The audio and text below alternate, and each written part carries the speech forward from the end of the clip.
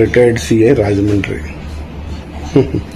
ఈరోజు నేను ఈ వీడియో చేయడానికి గల ముఖ్య కారణం మన ఉండి ఎమ్మెల్యే గారు గౌరవనీయులైన రఘురామకృష్ణరాజు గారికి, కనుమూరు రఘురామకృష్ణరాజు గారికి నేను శుభాభినందనలు తెలియజేస్తాకి ఈ వీడియో చేయడం మొదలుపెట్టాను. ఎందుకంటే సూర్యవంశ రాజులంటే ఒక విధంగా వారు యుద్ధంకి వెళితే ఖచ్చితంగా ఆ యుద్ధం ఏదో రకంగా నెగ్గాలి. ఆ యుద్ధం గెలిచి రావాల్సిందే, గెలిచి రావాలి. స్త్రీలందరూ వీరతిలకం దిద్దాలి. అది సూర్యవంశ రాజులు. ఆ సూర్యవంశ రాజుల యొక్క గౌరవాన్ని మన రఘురామకృష్ణరాజు గారు నిలబెట్టారు, ఖచ్చితంగా నిలబెట్టారు అని చెప్పాలి ఖచ్చితంగా. ఎందుకంటే మొత్తం ప్రభుత్వాన్ని, ప్రభుత్వ అధికారుల్ని, పోలీసుల్ని, వందల మంది పోలీసులను పెట్టుకుని వారు అనుకున్న ఆ సత్రాన్ని రాత్రి అర్ధరాత్రి స్వాతంత్ర్యంలాగా అర్ధరాత్రి మరి దళితులను ఎవరిని గేట్లు ఇళ్ల తలుపులు తీయనివ్వకుండా కాపలా వేసి మరి రాత్రి బద్దలు కొట్టించి ఆ సత్రాన్ని లేకపోతే గుంతెలమ్మ గుడిని బద్దలు కొట్టించి రాముల వారి గుడి కట్టడానికి వారు మార్గం సుగమనం చేసినందుకు వారికి శుభాభినందనలు తెలియజేస్తూ, వారికి మరి నిజంగా నాకు అవకాశం లేదు ఉంటే గాని మరి క్రైస్తవ స్త్రీలు మరి వీళ్ళు దళిత స్త్రీలను తీసుకెళ్లి వారికి నిజంగా వీరతిలకం దిద్దించాలి. ఎందుకంటే పిచ్చుక మీద బ్రహ్మాస్త్రం ఉపయోగించి విజయం సాధించారు సూర్యవంశ రాజులు. మరి ఎంత ఘనకార్యం అది! పిచ్చుక మీద బ్రహ్మాస్త్రం. బ్రిటిష్ ప్రభుత్వం బ్రిటిష్ వారే నయం అనిపిస్తుందండి ఇప్పుడు. అప్పట్లో బ్రిటిష్ వారు చేసింది తప్పు అనుకుంటే మరి అప్పుడు చేసింది కూడా రైటే. ఈరోజు మన ప్రభుత్వం మరి పార్టీ కాదని చెప్పడానికి కూడా లేదు. ఎందుకంటే తెలుగుదేశం ప్రభుత్వం, మరి ప్రభుత్వ అధినేత కూడా ఈ ఎవరైతే ఎమ్మెల్యే గారు చేస్తున్న ఈ కార్యక్రమాలన్నిటిలోనూ వారు ట్వీట్ ద్వారా వారి యొక్క అంగీకారం తెలుపుతున్నారు. అంటే మరి అక్కడ ఏం జరిగిందో కూడా తెలుసుకోకుండా మరి వారి మీద దాడి జరిగింది, పలానా ఎమ్మెల్యే గారి మీద దాడి జరిగిన దానికి నేను ఖండిస్తున్నాను చెప్పి మరి ప్రభుత్వాధినేత కూడా ఆయన చెప్పడం జరిగింది. మరి అలాగే మన ఈ ఉండి ఎమ్మెల్యే గారు శ్రీ గౌరవనీయులైన రఘురామకృష్ణరాజు గారు వారు TV9కి ఇంటర్వ్యూ ఇచ్చినప్పుడు, ఏమంటే మీరు దళితులందరినీ మీరు మీ తెలుగుదేశం పార్టీకి నుంచి విడిపోతారేమో, మరి 20% దళితులు ఉన్నారు కదా, మరి మీరు చేసే కార్యక్రమంలో దళితులకు వ్యతిరేకం అవుతారేమో, ఇది మీ పార్టీ తీసుకున్న నిర్ణయమా మీరు తీసుకున్న నిర్ణయమా అంటే ఆయన నేను ఏదైనా ప్రభుత్వ పార్టీకి లోబడే చేస్తాను, నేను నా సొంతంగా నేనేం చేయను అని ఆయన చెప్పకనే తెలుగుదేశం పార్టీ యొక్క ఉద్దేశం చెప్పకనే చెప్పారు. అది కాకుండా ఆయన డైరెక్ట్గా ఏం చెప్పారంటే 20% ఓట్లు వేయకపోతే మాకేంటి నష్టం, ఇంకా 80% ఓటింగ్ ఉంది, నాకు 80% ఎస్సీలు తీసేస్తే ఇంకా 80% ఉన్నారు, కాబట్టి ఆ ఓట్లు చాలు నేను నెగ్గడానికి, 20% ఓట్లు వేస్తేనే నేను నెగ్గుతానని మాత్రం నేను చెప్పలేను అని చెప్పారు. కేవలం వారు మాట అన్నదానికి నిలబెట్టుకుని దానికి కట్టుబడి ఉండి మరి విజయం సాధించినట్టు విజయ గర్వంతో వారు ఇప్పుడు మరి ఆకివీడు ఉండి నియోజకవర్గానికి వస్తుంటే మరి విశ్వ హిందూ పరిషత్తు వీళ్ళందరూ మరి వీరతిలకం దిద్దుతారేమో మరి మనకు తెలియదు. ఏదైనా రఘురామకృష్ణరాజు గారికి వారు చేసిన యుద్ధంలో మొత్తం ప్రభుత్వాధికారులందరినీ గ్రిప్పులో పెట్టుకుని, మొత్తం పోలీస్ వ్యవస్థనంతా గ్రిప్పులో పెట్టుకుని ఆయన చట్ట వ్యతిరేకంగా దాన్ని కూలగొచ్చించడం మాత్రం అది ఆయన కృతాకృతులయ్యారు. దాని నిమిత్తం వారికి శుభాకాంక్షలు తెలియజేయాలి.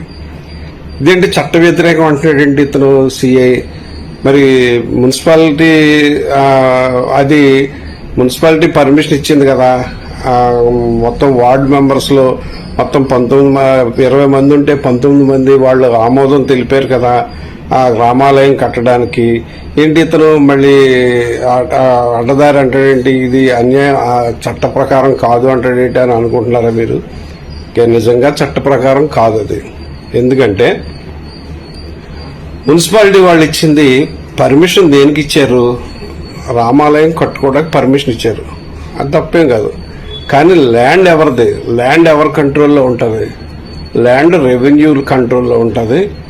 ఆ డిస్ప్యూట్ అక్కడ సత్రమా లేకపోతే గొంతెలమ్మ గుడా లేకపోతే రామాలయమా అని తేల్చాల్సింది రెవెన్యూ అధికారులు తేల్చాలి. మరి వన్ సైడెడ్ గా పోలీసు వన్ సైడెడ్ గా వ్యవహరించారు, మరి రెవెన్యూ వన్ సైడెడ్ గా వ్యవహరించారు, ఈవెన్ మెడికల్ డిపార్ట్మెంట్ కూడా వన్ సైడెడ్ గా వ్యవహరించారు. ఎందుకంటే భీమవరం గవర్నమెంట్ హాస్పిటల్కి వెళ్ళినా వాళ్ళు ఎవరో ఎమ్మెల్సీకి వాళ్ళకి దెబ్బలున్నా సరే ఎమ్మెల్సీ రాసుకోలేదు. మరి దాన్ని ఏమంటారు? మరి ఆకివీడు గవర్నమెంట్ హాస్పిటల్ పిహెచ్సి సెంటర్కి వెళదామంటే ఆకివీడు పిహెచ్సి సెంటర్లో మొత్తం 400-500 మంది జనసేన నాయకులు అయితే, తెలుగుదేశం వారైతే, మరి రఘురామకృష్ణరాజు గారు అనుచరులు అయితే, పోలీసులు అయితే అంతమంది ఉన్నారు. ఇంకా అక్కడికి వెళ్ళడానికి వాళ్ళ ధైర్యం సరిపోలేదు. మన భీమవరం గాయపడిన పెద్దపేటలో గాయపడిన దళిత స్త్రీలు దళితులందరూ కలిపి భీమవరం మరి గవర్నమెంట్ హాస్పిటల్కి వెళ్తే వారు నిరాకరించారు, ఎమ్మెల్సీ తీసుకోవడానికి నిరాకరించారు. సరే, ఇంకా పోలీసులు ఎఫ్ఐఆర్ రిజిస్టర్ చేయలేదు. వాళ్ళు ఇచ్చిన రిపోర్టు మీద వాళ్ళు ఎఫ్ఐఆర్ కూడా రిజిస్టర్ చేయలేదు. అంతా వన్ సైడ్.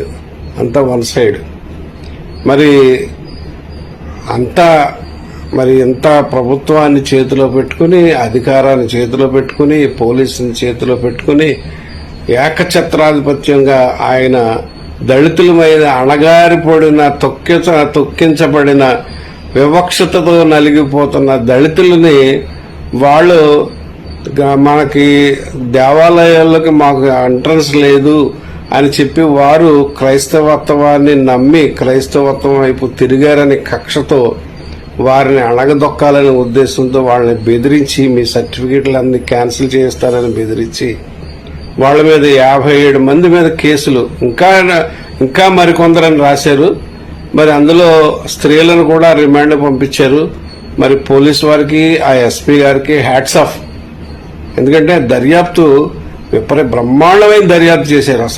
అసలు ఇంటర్నేషనల్ సిబిఐ కాదు, మన స్కాట్లాండ్ యార్డ్ ఇన్వెస్టిగేషన్ చేసి ఒక హత్యాయత్నం కేసుని వాళ్ళు దర్యాప్తు చేసి ముద్దాయిల్ని సక్సెస్ఫుల్ గా చాకచక్యంగా 27 మందిని పట్టుకుని రిమాండ్ పంపించారు.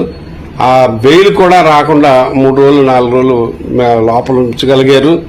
ఎందుకంటే అసాంఘిక శక్తులు వాళ్ళందరూ, దళితులు అంటే అసాంఘిక శక్తులు. పెద్దపేటలో దళితులు అంటారు. అరే, చర్చిలో కీబోర్డు వాయించేవాడు, ప్యాడ్స్ వాయించుకునేవాడు, పాటలు పాడుతున్న 10th క్లాస్ స్టూడెంట్ కూడా అసాంఘికుడు చర్య చేసినవాడేనట. అందరూ అక్రమ సంఘంగా ఏర్పడి ముందుగా మరి వీరి మీద దాడి చేద్దామని వాళ్ళందరూ ప్రిపేర్డ్ గా మరి ఎమ్మెల్యే గారి మీద దాడి చేశారు, రాళ్లు విసిరారని ఆయన ఓపెన్ గా మరి స్టేట్మెంట్ చెప్తున్నారు. మరి నాకు అంటే ఉన్నత స్థానంలో ఉన్న వ్యక్తులు అబద్ధాలు ఆడరని నాకు ఒక నమ్మకం. కానీ మరి ఇక్కడ జరిగింది చూస్తుంటే నాకు అలాగే అనిపిస్తుంది. ఎందుకంటే వారు అక్కడ దండేశారు, వెళ్లిపోయారు.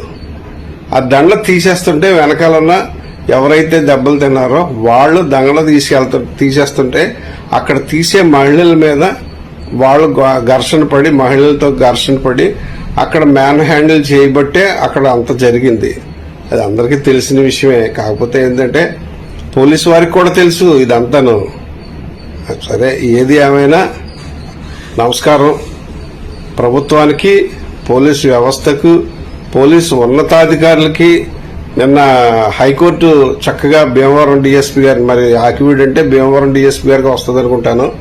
మరి రేపు పొద్దున ఎవరైనా చట్ట ప్రకారం ఇందులో 145 సిఆర్పిసి ప్రొసీడింగ్స్ పెట్టావా, అదే 164 బిఎన్ఎస్ఎస్ ప్రొసీడింగ్స్ చేసావా, లేదు దీన్ని ఏమన్నా ఇది డిస్ప్యూటెడ్ ల్యాండ్ కాబట్టి, డిస్ప్యూటెడ్ బిల్డింగ్ కాబట్టి దీన్ని రెస్ట్రిక్ట్ చేయడానికి, ఇద్దరిని గొడవలు పడకుండా చేయడానికి నువ్వేమన్నా చర్యలు తీసుకున్నావా అని అంటే కలెక్టర్ గారు కానీ, మరి రెవెన్యూ వాళ్ళు కానీ, మరి పోలీసు వారు కానీ వీరందరూ రేపన్న రోజునే సమాధానం చెప్పాల్సి వస్తుంది. కోర్టుకి సమాధానం చెప్పాల్సి, అట్లీస్ట్ వాళ్ళ మనస్సాక్షి కన్నా ఆత్మసాక్షి కన్నా సమాధానం చెప్పుకోండి సార్. మీరు చేసిన చర్య రైటా రాంగా అనేది మీరు నిర్ణయించుకుని దీనికి ఏది ఏమైనా మన ఉండి ఎమ్మెల్యే గారికి శుభాకాంక్షలు. ఆయన చేపట్టిన కార్యక్రమానికి ఆయన సక్సెస్ఫుల్ గా మార్గం సుగమం చేసుకున్నారు కాబట్టి వారికి శుభాకాంక్షలు తెలియజేస్తూ ఈ వీడియో వారికే అంకితం చేస్తున్నా. Thank you.